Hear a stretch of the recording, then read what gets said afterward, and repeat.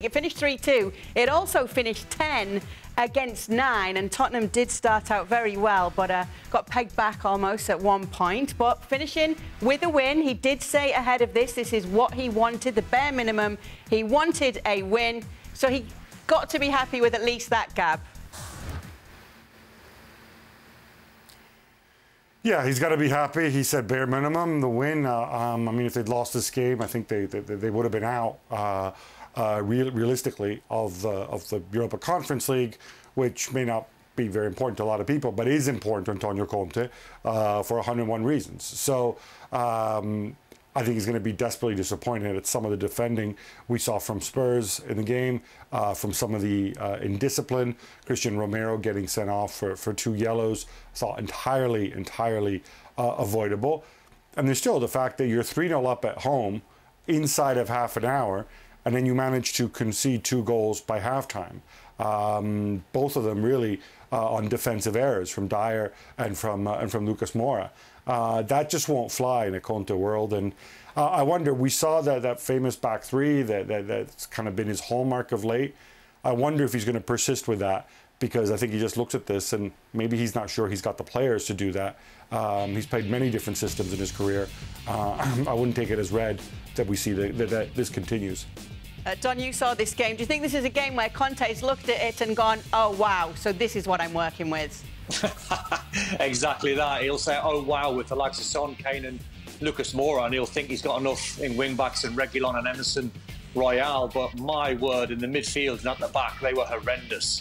So it wouldn't surprise me Antonio Conte maybe goes back to Inter and maybe looks at Bastoni or De Vrij or Skriniar, or looks around Serie A and brings in some quality players, because that's Tottenham, I'm afraid, Kay. When you watch them, you know, they've got quality at the top end of the pitch. They've got, you know, players like Skip in midfield and Højbjerg who win the ball back. Not a lot of creativity. Ndombele is not match fit, in my opinion.